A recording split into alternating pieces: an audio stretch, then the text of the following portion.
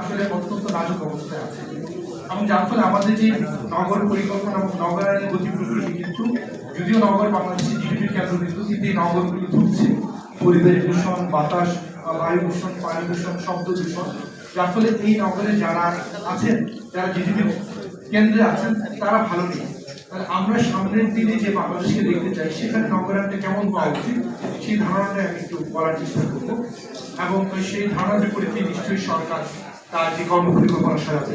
আমি প্রথমে ধন্যবাদ দিয়ে শুরু করি। এই সরকার এসে সারা বাংলাদেশের পরিকল্পনা করার জন্য স্থায়ী পরিকল্পনা আইন কিন্তু তারা অনুমোদন দিয়েছেন।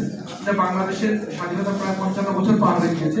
সারা বাংলাদেশে যদি পরিকল্পনা না থাকে তাহলে আমরা নগরের পরিকল্পনা কিভাবে করবো, গ্রামের পরিকল্পনা কিভাবে হবে, হাওরের পরিকল্পনা কিভাবে হবে। তাহলে এটাকে যুগান্তকারী পদক্ষেপ যে সারা বাংলাদেশের স্থানিক পরিকল্পনা আইনটা হয়েছে এবং সরকার যেন দ্রুত সারা বাংলাদেশের পরিকল্পনা করে ফেলে।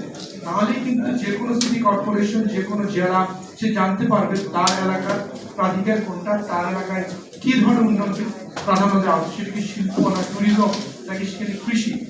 এই বিন্যাসের জন্য যে পরিকল্পনাটা সেটা স্থানীয় পরিকল্পনা থেকে বা বাংলাদেশের স্থানীয় পরিকল্পনা।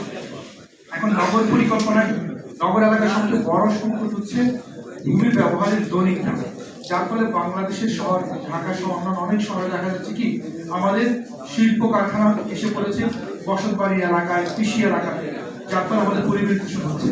তাহলে পরিকল্পনা করতে গেলে ভূমি ব্যবহার জোনিং এর ক্ষেত্রে কোথায় আবাসন হবে, কোথায় শিল্প কারখানা হবে, কোথায় কৃষি হবে, কোথায় সুরক্ষা থাকবে, কোথায় প্রতিষ্ঠানিক সুরক্ষা থাকবে, কোথায় আমরা সবুজ এলাকাগুলোকে সংরক্ষণ করবো, কোন এলাকাতে আমরা জলাশয়, জলাধার, ওয়াটার রিটেনশন এলাকাগুলো সংরক্ষণ করবো, সেই ভূমি ব্যবহার জোনিং যেন প্রতিটা পরিকল্পনা থাকে।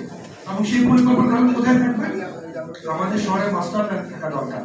দুর্ভাগ্যজনক বাংলাদেশের বড় শহরগুলো ছাড়া অধিকাংশ শহর পৌর এলাকায় মাস্টার প্ল্যান নাই বা সেগুলো অনুমোদন করা হয়নি। তাহলে বাংলাদেশের বিভাগীয় শহরগুলোর তো পরিকল্পনা কম বেশি আছে, কিন্তু সেগুলো এনফোর্সমেন্ট নাই। আর পৌরসভাগুলো পরিকল্পনাগুলি অনুমোদন করা হয়নি। তাহলে এই সরকারের প্রাধিকার থাকা উচিত সারা বাংলাদেশের প্রতিটি নগর এলাকায় যেন এই ধরনের মাস্টার প্ল্যান আওতায় চলে আসে এবং সেই মাস্টার প্ল্যান অনুযায়ী যেন যে যে শিল্প কারখানা, অর্থনীতি বা আবাসন সেইগুলো যেন বিন্যস্ত থাকে। তাহলে এই মাস্টার প্ল্যানটা তৈরি করা সরকারের অন্যতম প্রাধিকার হওয়া উচিত। এবং মাস্টার প্ল্যান তৈরি করতে গেলে যে ভূমি ব্যবহার দলিলের কথা বলছিলাম, সেখানে একটা স্ট্যান্ডার্ড থাকে, প্ল্যানিং স্ট্যান্ডার্ড, যে একটা শহর এলাকাতে আমরা 20 থেকে 25% আমাদের সবুজ এলাকার সংরক্ষণ থাকা লাগবে।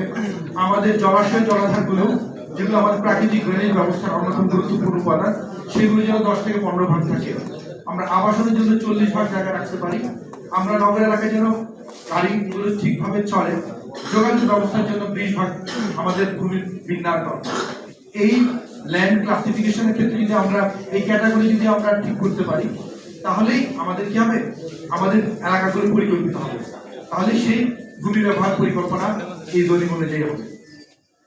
আমাদের পরবর্তী যে পরিকল্পনাটা আপনাদের করতে হবে সেটা হচ্ছে আমাদের প্রতিটা শহর এলাকায় যে প্ল্যান করছে সেটা কি জনসংখ্যার জন্য, তার ডিজাইন পপুলেশন কত এবং তার ডেনসিটি কত। কারণ আমাদের অধিকাংশ শহর পরিকল্পনায় ডিজাইন এবং ডেনসিটির কোনো ধারণা থাকে না। যার ফলে কোনো একটা শহর 10 লক্ষের জন্য করা হলো, পরবর্তীতে সেখানে যখন 30 লক্ষ লোক চলে আসে, তাহলে শহরের মেয়ররা, প্রশাসকরা বা ওয়ার্ড কাউন্সিলররা তার সেবা দিতে গিয়ে হিমশিম খেয়ে যায়। তাহলে এই যে ডিজাইন পপুলেশন এবং ডেনসিটির যে ধারণাটা সেটা এখনকার পরিকল্পনা এসেছে, সেটা যেন আমরা মাথায় রাখি এবং সেই অনুযায়ী যেন আমরা নাগরিক সুযোগ সুবিধাদের বন্টন, যে কোথায় স্কুলগুলো হবে, কয়টা স্কুল লাগবে, কি পরিমাণ পপুলেশনের জন্য, আমাদের কয়টা পার্ক লাগবে, কয়টা খেলার মাঠ লাগবে, খেলার মাঠগুলো বিভিন্ন বয়সের খেলার মাঠ, বড়দের, ছোটদের, মাঝারিদের, মেয়েদের জন্য যেন আলাদা ডেডিকেটেড খেলার মাঠ করতে পারি। এই নাগরিক সুযোগ সুবিধাদের বন্টন এবং সেই অনুযায়ী যেন